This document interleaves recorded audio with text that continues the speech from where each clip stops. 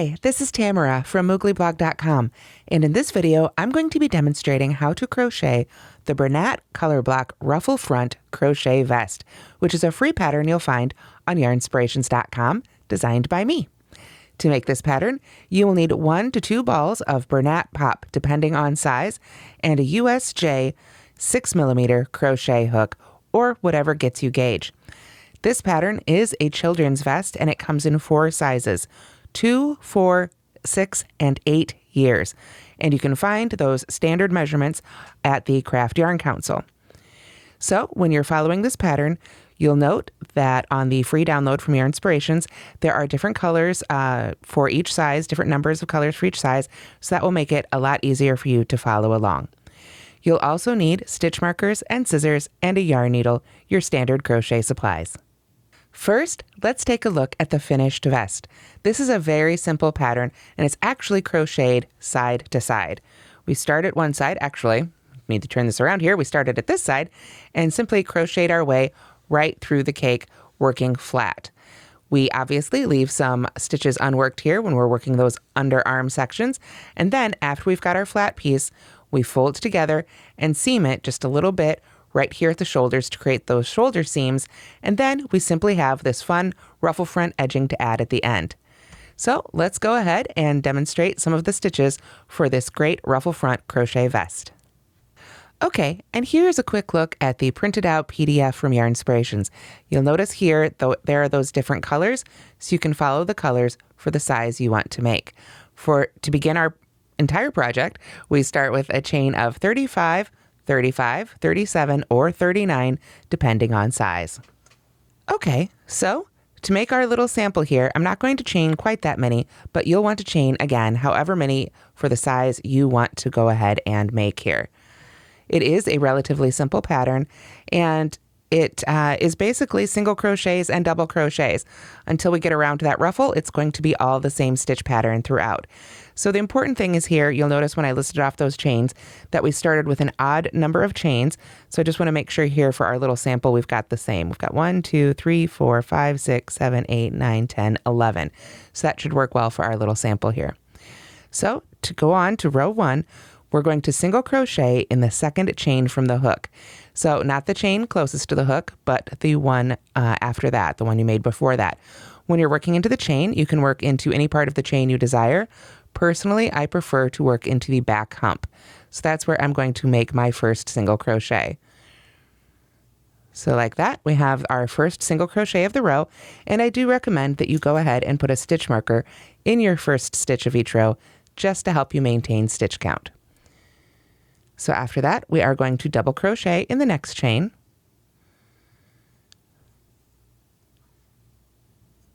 Go ahead and work that off the hook here. There we are. And then after that, we begin our stitch repeat, which is simply single crochet in the next chain and double crochet in the chain after that. Repeat that all the way to the end. Don't need to yarn over for that one because it's a single crochet. And at the end of the row, you should have 34, 34, 36, or 38 stitches, depending on the size you've made. And you should end on a double crochet. So I'll see you at the end of row 1. So as I said, at the end of row 1, you should end with a double crochet in the last chain. To continue with row 2 and the next several rows, we're simply going to chain 1, single crochet in the first stitch, and double crochet in the stitch after that. So if you've been paying attention there, you'll notice now we're working single crochets in the top of our double crochets and double crochets in the top of our single crochets. But it's basically just that 2-stitch repeat. Single crochet, then double crochet, then single crochet, then double crochet, all the way across. And we're going to repeat this row 2 until you've made basically another 15 or 17 times depending on size. So that would be a total of 17 or 19 rows across so far, just repeating row 2. That will take us all the way up to where we work basically the left armpit or the left underarm. So continue working these rows just as I've been demoing here. A single crochet, then a double crochet, then a single crochet, then a double crochet, all the way across until you have 17, 17, 19, or 19 total rows, depending on size. Again, you can check the written pattern for the exact numbers for the size you are making. Okay, so what we've done so far with those first, just under 20 rows is create this front side here, this left front of our sweater, just working back and forth in rows. Then we come to what's called the left underarm, which is this section right here, where you can see we're only working partially across that row. So to work the first row of the left underarm, we're going to chain one and turn, or turn and chain one, however you like to do it, and then single crochet in the first row, stitch rather, and double, oops, we're switching colors here, and then double crochet in the stitch after that, however many times is called for your size. It's still the same stitch pattern, but we're only going to work partially across this row. So you'll need to check the written pattern to see how many of those repeats you work across. It should be a total of either, I believe, 20 or 18 stitches, depending, again, on the size that you're making. But after you've worked that number of stitches for your size, then we're simply going to stop and leave the rest of those stitches unworked. This is going to make that sleeve opening for us. So then, second row and on across for the rest of this left underarm is just as we were doing before. Chain one, turn, single crochet in the first stitch, double crochet in the next, single crochet, then double crochet all the way across. So for the armpit section, or the underarm, I keep calling it the armpit, I guess underarm's a nicer word. For the underarm section, you'll want to have a total of, it looks like 9, 11, 13, or 15 rows. Again, you'll want to check the written description, or the written pattern, to see just how many rows you make for your size. But again, it's just that same stitch pattern we've been making before, but now it's just a little bit shorter rows to create that arm opening. Okay, so after you've worked the number of underarm rows called for your size, then we move on to the back, where we're going to add some more stitches by chaining and working back across those chains so then we can work the back portion of the vest. So here you can see on our little swatch, I've worked the last row of my left underarm, and that is heading up towards the underarm, or towards the armhole itself. So you'll want to make sure you end up working that direction for that last row. So then we're ready for the back instructions. So to begin the back, for the first row, we're going to chain and then work into those chains and back across this row so that we can create the same number of stitches in the back that we had for the front. So the number of chains will depend again on the size you're making and basically how many stitches you stopped working there for the underarm section. So for this one, it looks like I had 10 stitches total, so I just had 4 for my little arm section here, but you'll need to chain obviously however many plus 1 needed for your size. So whatever it says in the pattern, you can just go ahead and follow those instructions. So you'll chain either 15, 15, 19, or 21. And after you've done that, then we turn and single crochet in the second chain from the hook. And you've got a choice here. You can work under those top 2 loops, or again, you can work into that back hump, whatever works for you. So we simply single crochet in the second chain from the hook, and then we're right back in our stitch pattern, double crochet in the next, and then single crochet in the next, and double crochet in the next, all the way across. So we'll work all the way across our chains here, however many chains you chained for your size. Got my last one there.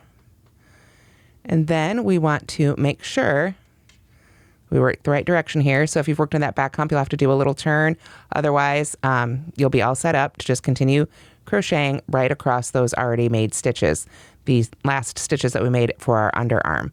So you just jump right back in there with a single crochet, because that's where you should end up, and then a double crochet on across, ending with a double crochet in the last stitch of the row. And by doing this now, we've got the same number of stitches that we had when we started our left front, our initial chain, at the end of this row, so that our back has as many stitches as our front. So I've got my last double crochet in there. So there we have it. You can see now we've come right back up to size for our back. So we just continue working again in pattern, now all the way across the row until we've worked far enough to make our back. Again, the number of rows will depend on the size you're making. Now, again, this vest is pretty reversible, so I realized I was holding this on up backwards before. This is the end I actually started at, making the finished one, but it doesn't really matter. We've made our front, we've made our underarm section, I've shown you how to make the back.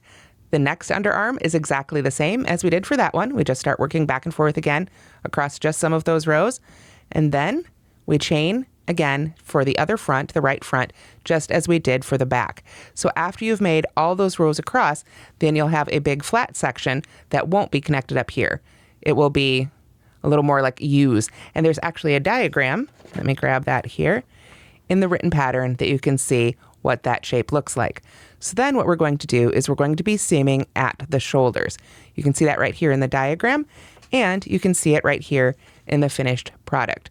I simply laid those fronts right over, and you can see here they do overlap at this point, and then seamed up those shoulders with a few simple stitches. You can use the mattress stitch or a whip stitch, whatever works for you. Then it's simply time to add the ruffle edging and the edging that goes all the way around our vest. Okay, so let's come back to our little swatch here for a minute. We had our front, our underarm section, and part of our back. So when we've finished the entire thing, you can see here's what the underarm sections will look like with those cutouts. So again, we simply fold that over so that those sides right there for the arm opening match up.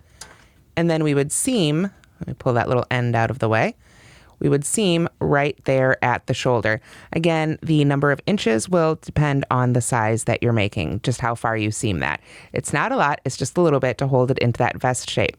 So while you're doing the seaming, what you want to do is just pull that loop out of the hook. Don't cut your yarn when you've reached all the way across. You'll want to just pull your hook out and put a stitch marker in it to hold that loop open, and then you can do your seaming. All the way across on the other end here, when you finish your vest, this little loop won't be in the way of any of the seaming. So you can seam it up, and then you'll still be attached when it's time to add your ruffle edging, and you won't have extra ends to weave in. So if you did forget and you went ahead and cut the yarn, it's not a big deal. It just means you've got a couple extra ends to weave in when you're done. Okay, so I put a couple of stitch markers in here to represent where that seaming would be there at the shoulder. So to finish your sweater, essentially you would chain one and then single crochet evenly around that neck opening. So we'd want to go ahead, since we want to put our edging from the right side out, and turn that to the other way around if need be.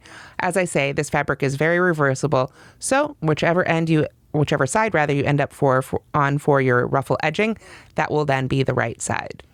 So we would simply, as I say, single crochet evenly around the neck opening, which at this point does have the seams on it. So we're simply going to the front, onto the back, and onto another front. Of course, here on our little swatch, I'm actually crocheting across our tiny little back, but you can see right there would be our seam. So then I would just jump right on over to the front or whatever the next section is to get a nice crochet edging. Now I do find that for me, I like to work 2 single crochets in the side of each double crochet and 1 single crochet in the side of each single crochet. But the edging, it doesn't have a particular stitch count that's needed right here along the neck, so you can do whatever looks good for you. Now, when you've gotten back up to where the front of your sweater would be, here, this is our foundation chain, but it's also one of the front sections of our little vest, then this is where we're going to be working that ruffle edging. So once we've gotten up to this section here, then what we're going to do is chain one. Let me find that yarn there again.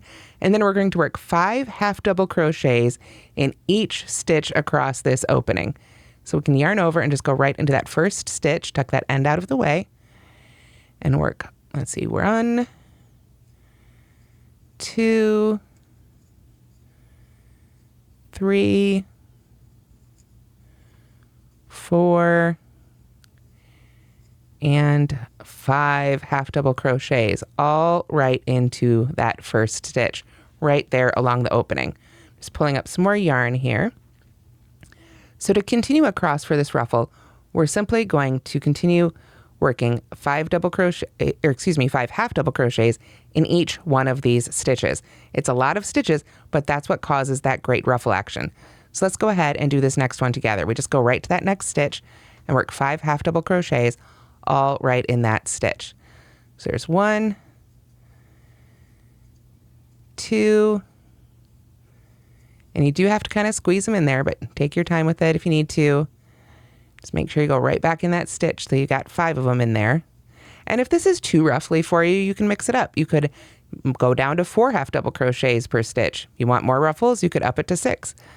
Throw some double crochets in there. Really feel free to go ahead and make it your own on this section too, and have some fun with those ruffles. So there's 5 more in the next one. And as you can see, I wanted to point out here at the beginning, it doesn't really seem to want to ruffle up too much. You just need to get through a few of those stitches to kind of get the effect, kind of like the crab stitch. Once you've made a few of them, they make a lot more sense, but the first few always look a little funky all on their own. So basically that's it. You half double crochet 5 times in each stitch down the front. Then when you get to the bottom edging here, go ahead and pull that out.